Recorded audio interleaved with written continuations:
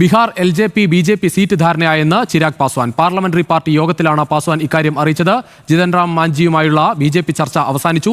8 സീറ്റിൽ കൂടുതൽ നൽകാൻ കഴിയില്ലെന്ന് JP നദ്ദ അറിയിച്ചു. പകരം ഒരു രാജ്യസഭാ സീറ്റും മന്ത്രിസ്ഥാനവും നൽകാമെന്നാണ് വാഗ്ദാനം. ശരത് ലാൽ ചേരുന്നു കൂടുതൽ വിവരങ്ങളുമായി ഡൽഹിയിൽ നിന്ന്. ശരത്ത്, വലിയ പൊട്ടിത്തെറിയിലേക്ക് പോകാതെ തന്നെ കാര്യങ്ങൾ അവസാനിക്കുകയാണ്. അതെ രുചീഷ്, അതുതന്നെയാണ് രുചീഷ് വ്യക്തമാക്കിയത്. വലിയ പൊട്ടിത്തെറിയിൽ പോവാതെ തന്നെ NDയുടെ സീറ്റ് വിഭജനം പൂർത്തിയാകുന്നു എന്നതാണ് നമുക്ക് ഇപ്പോൾ പറയാൻ കഴിയുന്നത്.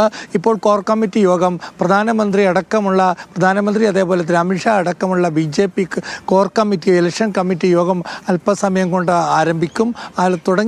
പ്രധാനപ്പെട്ട കോർ കമ്മിറ്റി യോഗം നേരത്തെ തുടങ്ങി. ഇലക്ഷൻ കമ്മിറ്റി യോഗം അല്പസമയം കൊണ്ട് ആരംഭിക്കും. ഇതിൽ BJPയുടെ സ്ഥാനാർത്ഥികളെ സംബന്ധിച്ച പൂർണ്ണമായ ചർച്ച ചെയ്യും. സ്ഥാനാർത്ഥി പട്ടികയ്ക്ക് അംഗീകാരം നൽകുമെന്നാണ് നമുക്ക് ലഭിക്കുന്ന വിവരം. ഏതായാലും BJPയെ സംബന്ധിച്ചോളം NDAയിലെ BJPയിലെ സീറ്റ് വിഭജനം പൂർത്തിയായിരിക്കുന്നു. 100 മുതൽ 103 സീറ്റ് വരെ BJP, 102 മുതൽ 106 സീറ്റ് വരെ ജനതാദൾ U, 23 സീറ്റ് മുതൽ 25 സീറ്റ് വരെ LJP തുടങ്ങിയ കക്ഷികളാണ് സീറ്റ് വിഭജനത്തിലുള്ളത്. മാഞ്ചിക്ക് 8 സീറ്റ് മാത്രമേ നൽകുകയുള്ളൂ എന്നാണ് നമുക്ക് അറിയാൻ കഴിയുന്നത്.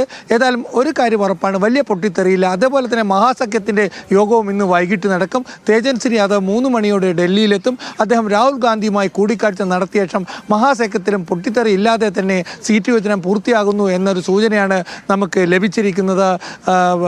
രുചീഷ്, ശരത്ലാൽ, എന്തായാലും ബീഹാർ തെരഞ്ഞെടുപ്പിന് തൊട്ടുമുമ്പ് വലിയ ചർച്ചയിലേക്കൊക്കെ പോയെങ്കിൽ കൂടി സീറ്റ് വിഭജന ചർച്ചകൾ NDA മുന്നണി പൂർത്തിയാക്കുകയാണ്.